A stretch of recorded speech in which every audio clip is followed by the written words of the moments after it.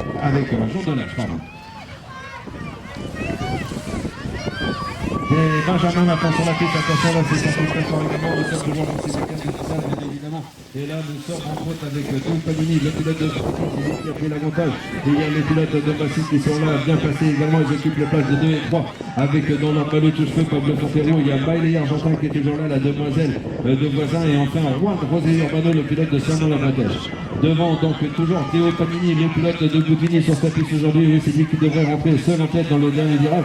La deuxième place, elle est pour Pablo Fontero. La troisième place pour Mathis également avec Pablo Touchefeu. Et la quatrième place pour Saint-Nom-la-Bretèche avec Juan José Urbano, qui va lui aussi se qualifier pour des quarts de finale. Allez, huitième de finale, nous sommes toujours avec des Benjamins, de l'événement. Attention, là, c'est quoi Julien Parfait, le pilote de Crépy-en-Valeur, c'est lui qui devrait pouvoir sortir en tête, mais pas si c'est chose faite maintenant.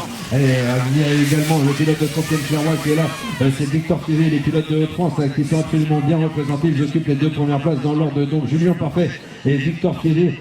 Pour les deux premières positions, Naël Gatti pour Voisin Bretonneau occupe la troisième. Attention, il y a une chute du pilote de Compiègne-Clairoy alors qu'il occupait la deuxième place.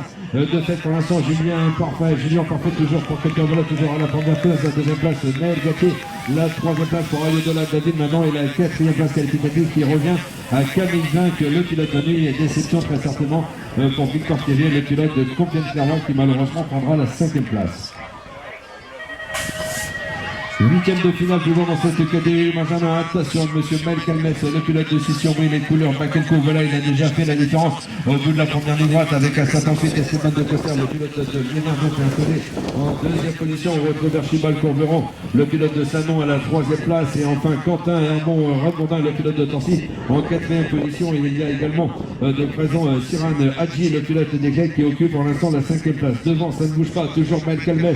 Le pilote de Sission-Brie, on l'a annoncé comme un des favoris de cette catégorie, il est en train de confirmer, il va remporter son huitième de finale. La deuxième place, elle ne bouge pas, toujours Esteban de Coster. La troisième place, Archibald Courberon. Et la quatrième place, donc pour Quentin Hermon-Radondin, lui aussi qualifié pour des quarts de finale. Un nouveau départ chez les Benjamins de ce huitième, c'est le 812 avec Étienne Bécher, le pilote de Boutini. Très en forme aujourd'hui, c'est lui qui va virer en tête le premier virage avec mademoiselle Lucie Kessler. Elle est toujours là dans ce demoiselle. Ou attention, une chute de deux pilotes, il va falloir se relever très vite pour aller chercher la quatrième place. Et c'est Malo Gauthier pour l'instant qui semble en profiter de cette quatrième place. Voilà, dans les deux premiers, donc pas de soucis. En troisième place, on retrouve Théo Frédéric, le pilote de Torcy. Devant, donc toujours Étienne Bécher. La deuxième place, ça ne bouge pas. Mademoiselle Lexi Kessler, elle devrait pouvoir se qualifier. La troisième position, donc Théo Frédéric. Et finalement, la quatrième place après ce petit accrochage dans le premier virage. Quatrième place qui devrait revenir à Malo Gauthier, le pilote de nuit.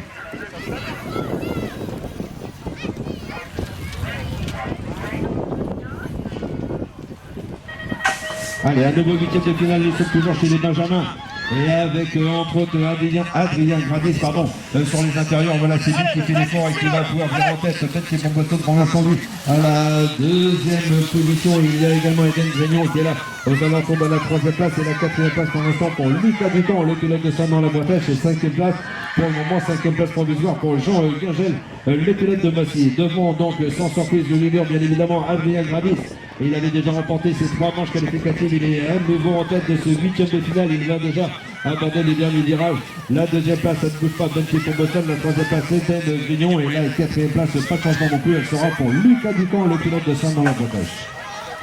Un nouveau départ, un nouveau huitième de finale, encore 4 places à aller chercher bien évidemment à l'issue de ce tour de piste. Et là c'est Alexis Logonin, le pilote de Nice, c'est lui qui a tout souri, qui a fait la différence.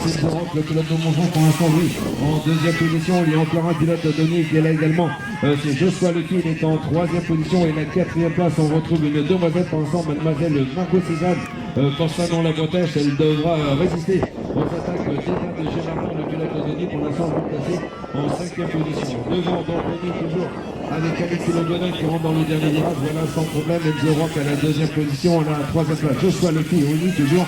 Et finalement, Margot Cézanne, la demoiselle de Saint-Nom-la-Bretèche, qui elle aussi va chercher la qualification. Un nouveau départ, le 815 dans ces huitièmes de finale avec mademoiselle Elena Gradis, la pilote de Liévin, c'est elle qui va sortir en tête. Kylian Dorf dans la Bretèche en deuxième position. Il y a Nathan, le deuxième qui est là également le pilote de Torcy.